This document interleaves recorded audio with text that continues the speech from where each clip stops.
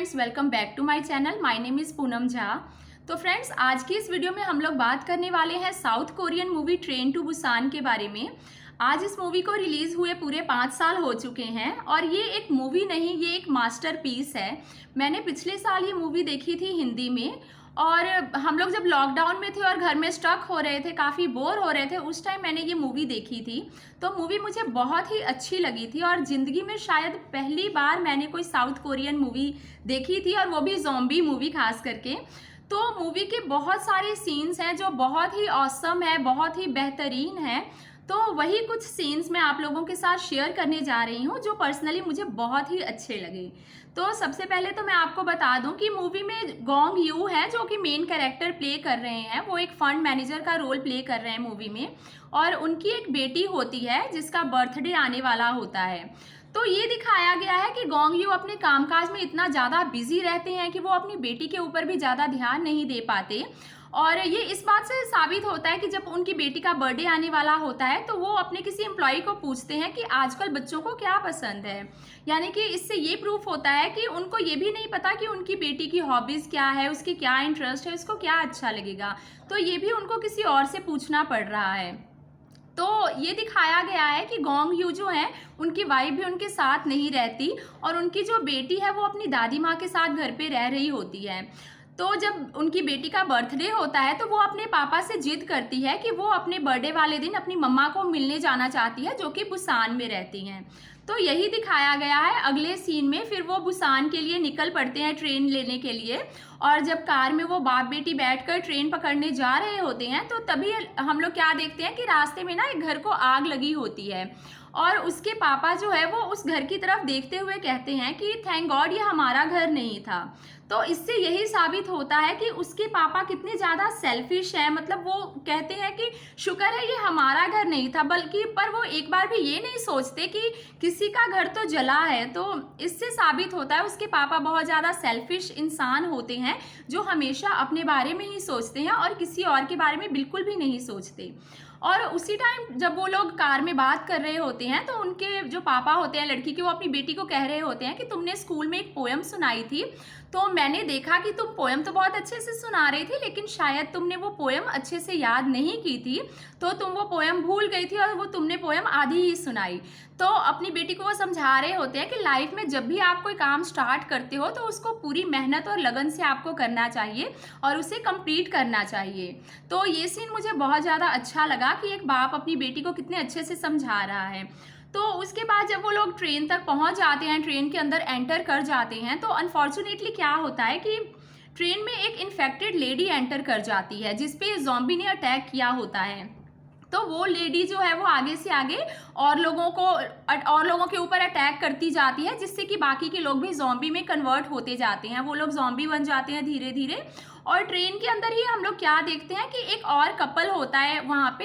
एक pregnant lady होती है और उसके हस्बैंड होते हैं जो कि बहुत ज़्यादा लविंग और केयरिंग होते हैं। तो जो उसके हस्बैंड होते हैं प्रेग्नेंट लेडी के, वो भी अपनी वाइफ के लिए बहुत ही ज़्यादा प्रोटेक्टिव होते हैं। मतलब वो भी एक अपने अपकमिंग चाइल्ड के लिए एज अ प्रोटेक्टिव फादर दिखाए गए हैं। तो ट्रेन में क्या होता है कि एक जगह पे जब वो प्रेग्नेंट लेडी के हस्बैंड है और उस छोटी बच्ची के जो पापा होते हैं उनकी कॉन्वर्सेशन भी दिखाई गई है। जब वो प्रेग्नेंट लेडी का हस्बैंड उस बच्ची के पापा को कह रहा होता है कि तुम एक फंड मैनेजर हो, जैसा कि मुझे तुम्हारी बेटी ने बताया, तो तुम अपनी बेटी के ऊपर ज़्यादा ध्यान नहीं दे पाते होगे काम में बिजी रहने के कारण। तो वो कहता है कि जब तुम्हारी बेटी बड़ी होगी तब उसको रियलाइज़ होगा कि उसके पापा उसको कितना प्यार करते हैं।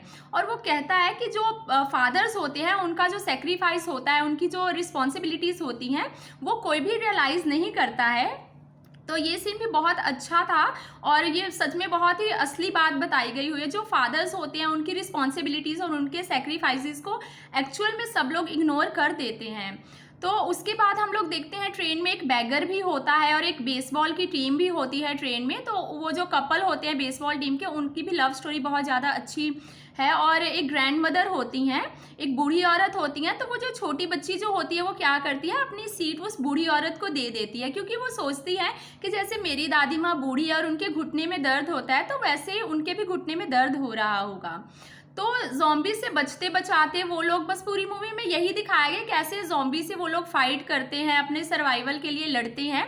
तो जब वो लोग बचते बचाते एक सेफ ट्रेन में पहुंचते हैं जहाँ पे बाकी के कुछ लोग पहले से ही बैठे होते हैं, और वो जो बूढ़ी ग्रैंड मदर होती है उसकी बहन भी वो सेफ वाले लोगों के साथ ही बैठी होती हैं। तो क्या होता है कि वो लोग दरवाज़ा खटखटा रहे होते हैं, लेकिन वो जो सेफ लोग होते हैं वो उन लोगों को अंदर नहीं आने देना चाहते। और एक बिजनेसमैन दिखाया गया जो बहुत ज़्यादा सेल्फिश होता है, और वो उन लोगों का ब्रेन वॉश कर रहा होता है कि हो सकता है इन लोगों को ज़ॉम्बीज़ ने अटैक किया हो और ये इन्फेक्टेड हो, तो ये लोग अंदर आएंगे तो हम लोग को भी इन्फेक्टेड कर देंगे, तो हमें इन लोगों को अंदर नहीं आने देना चाहिए। तो इस वजह से वो लोग क्या करते हैं कि ट्रेन की कार को रोक देते हैं, जिससे कि वो जो प्रेग्नेंट लेडी है, उसका हस्बैंड है, वो छोटी बच्ची है, छोटी बच्ची के पापा है, और वो जो बेसबॉल टीम में का जो वो लड़का होता है, तो वो लोग अंदर आने के लिए बहुत ज़्यादा स्ट्रगल करते हैं, क्योंकि जो सेफ वाले लोग होते हैं उन लोगों ने रास्ता पूरी तरह से रोका होता है। तो उसी दौरान हम देखते हैं कि जो प्रेग्नेंट लेडी का हस्बैंड होता है उसके हाथ पे भी एक ज़ॉम्बी बाइट कर देता है।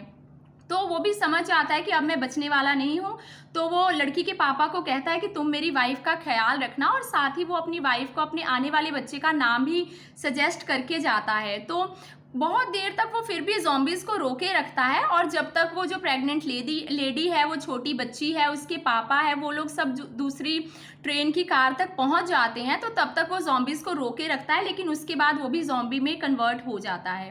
तो उसके बाद जब हम क्या देखते हैं कि वो सेफ जगह पे पहुंच जाते हैं सारे लोग, वो लोग भी, तो फिर वो जो सेल्फिश सा बंदा होता है वो लोगों का ब्रेन वॉश करता रहता है कि नहीं, हम इन लोगों को यहाँ पे नहीं रहने दे सकते, क्योंकि हो सकता है ये इन्फेक्टेड होंगे और ये हम लोग पे अब अटैक करने वाले होंगे। तो वो उन लोगों से कहते हैं कि तुम दूसरी कार में चले जाओ अभी के अभी। और उसी दौरान क्या होता है कि ज़ॉम्बी जो है ना वो बूढ़ी ग्रैंड मदर के ऊपर भी अटैक कर देते हैं, और ग्रैंड मदर की सिस्टर जो है वो वहाँ पे बैठी होती है ट्रेन की उस कार में, और वो ये सीन देख रही होती है। वो उसको बहुत ज़्यादा गुस्सा आ रहा होता है कि कैसे इन सेल्फिश लोगों की वजह से अब मैं अपनी बहन को शायद दोबारा कभी नहीं मिल पाऊँगी। तो इतने में क्या होता है कि वो जो प्रेग्नेंट लेडी होती है, छोटी बच्ची के पापा होते हैं, वो तब तक ट्रेन की दूसरी कार में चले जाते हैं, और वो जो ग्रैंड मदर होती हैं उनकी बहन क्या करती है कि वो डोर ओपन कर देती है, वो जानबूझ के ज़ॉम्बीज़ को अंदर एंटर करने देती है, और वो कहती है कि what a load of shit, मतलब उसके अंदर इतना ज़्यादा गुस्सा भरा होता है उन लोगों के प्रति। वो सोचती है कि ये लोग कितने घटिया और कितने सेल्फिश लोग हैं, और ये लोग यही डिज़र्व करते हैं, ये लोग मरना ही डिज़र्व करते हैं। तो इसलिए वो खुद जानबूझ रहते हैं वो छोटी बच्ची के पापा। और एक सीन में फिर दिखाया गया कि ट्रेन भी उनके ऊपर गिर जाती है, तो उस टाइम पे क्या होता है, वो जो बेगर होता है तो वो अपनी लाइफ को सेक्रीफाइस करता है, वो ज़ॉम्बीज़ को रोके रखता है, और उस प्रेग्नेंट लेडी को कहता है कि तुम जाओ यहाँ से। तो पूरी फिल्म में बहुत ही ह्यूमैनिटी दिखाई गई है, रिलेशनशिप दिखाया गया है फादर डॉटर का, और जो लास्ट का जो सीन है वो तो सच में बहुत ही ज़्यादा दर्दनाक और बहुत ही हार्ट ब्रेकिंग सीन है। तो लास्ट के सीन में हम लोग क्या देखते हैं कि वो जो सेल्फिश सा बंदा होता है, बिजनेसमैन होता है, तो वो भी ज़ॉम्बी बन चुका होता है तब तक, और वो फिर वो लड़की का जो पापा होता है उस पर अटैक कर देता है। तो लड़की के पापा को ये पता चल जाता है कि अब मैं ज़्यादा देर तक तो बचने वाला हूँ नहीं, लेकिन उस टाइम पे भी वो उस प्रेग्नेंट लेडी और अपनी छोटी बच्ची के बारे में ही सोच रहा होता है। तो वो उनको सेफली वो ट्रेन के अंदर बिठा देता है और सारा सिस्टम समझा रहा होता है उस प्रेग्नेंट लेडी को, और उसको कहता है कि जब तुमको लगेगा कि मैं सेफ जगह पे पहुंच गई हूँ तो तब तुम उस ट्रेन को ऐसे रोक लेना।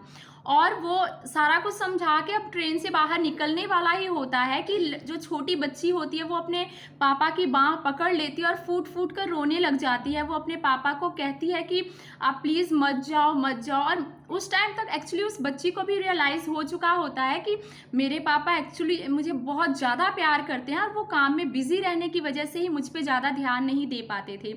और उस बच्ची को लगता है कि शायद ये सब कुछ मेरी गलती की वजह से ही हुआ, अगर मैं जिद ना करती मम्मी के पास जाने के लिए तो हो सकता है कि आज हम इतनी बड़ी मुसीबत में ना पड़े होते। तो वो बहुत ही फूट फूट कर रोती है, बहुत ही स्क्रीम करती है, अपने पापा को कहती है कि आप प्लीज़ मत जाओ, लेकिन फिर भी उसके पापा उसकी बाँह छुड़ाकर बाहर निकल जाते हैं। और वो कुछ सेकंड तक वहाँ खड़े रहते हैं और उन पलों को याद करते हैं जब पहली बार उन्होंने अपनी छोटी बच्ची को अपनी गोद में उठाया था। उसके लिटिल फीट, उसकी छोटी छोटी हाथों की उंगलियां, उसका प्यारा छोटा सा मासूम सा चेहरा, वो सब कुछ याद करते हैं और उनके फेस पे एक स्माइल आती जाती है धीरे धीरे, और वो ज़ॉम्बी में कन्वर्ट होते जाते हैं। तो जब वो ज़ॉम्बी में टर्न हो जाते हैं तो उसके बाद दिखाया है कि वो ट्रेन से जंप कर देते हैं। और लास्ट के सीन में दिखाया है कि अब पूरी फिल्म में सिर्फ वो प्रेग्नेंट लेडी और वो छोटी बच्ची ही सरवाइव कर पाते हैं, बाकी सब लोगों की जान चली जाती है। तो जब वो छोटी बच्ची और प्रेग्नेंट लेडी जो है वो बुसान तक पहुंच जाते हैं, सेफ जगह पे पहुंच जाते हैं, ट्रेन रोक देते हैं वो लोग, तो उसके बाद वहाँ आर्मी के लोग भी होते हैं। तो जो आर्मी मैन एक होता है वो देखता है कि दो लोग वहाँ से आ रहे हैं, तो वो अपने साथी को कहता है कि वो देखो दो लोग वहाँ से चले आ रहे हैं। तो उसका साथी पूछता है कि क्या ये लोग इन्फेक्टेड हैं या सही हैं, तो ये कैसे पता चलेगा, तो हमें क्या करना चाहिए। तो उसका साथी उसको कहता है कि शूट देम, कि इन लोगों को मार डालो। तो अब बस मूवी में लगता है कि अब कुछ भी नहीं बचेगा, कि शायद वो सब ज़ॉम्बी सबसे तो सरवाइव करके यहाँ तक पहुँच गए, लेकिन अब आर्मी वाले उन दोनों को मार डालेंगे। लेकिन तभी उसी टाइम वो छोटी बच्ची जो होती है वो पोयम गाना स्टार्ट कर देती है, और मेरे ख्याल से वो वही पोयम गाना स्टार्ट करती है जो वो स्कूल में भूल चुकी होती है, और उसके पापा ने उसको समझाया था कि जब तुम किसी काम को शुरू करते हो तो तुम्हें उस काम को पूरा भी करना चाहिए। तो वो अपने पापा को श्रद्धांजलि देने के लिए मेरे ख्याल से वो पोयम गाना शुरू कर देती है, और इससे मतलब आर्मी वालों को पता चल जाता है कि ये लोग इन्फेक्टेड नहीं है, तो उन दोनों की जान बच जाती है। तो ये एक्चुअल में एक मास्टरपीस है, और मुझे नहीं लगता कि कोई भी दुनिया का ऐसा इंसान होगा जो इस मूवी का लास्ट सीन देखकर नहीं रोया होगा। ये एक्चुअली में बहुत ही शानदार मूवी है, और ऐसी मूवीज़ कभी भी फ्यूचर में दोबारा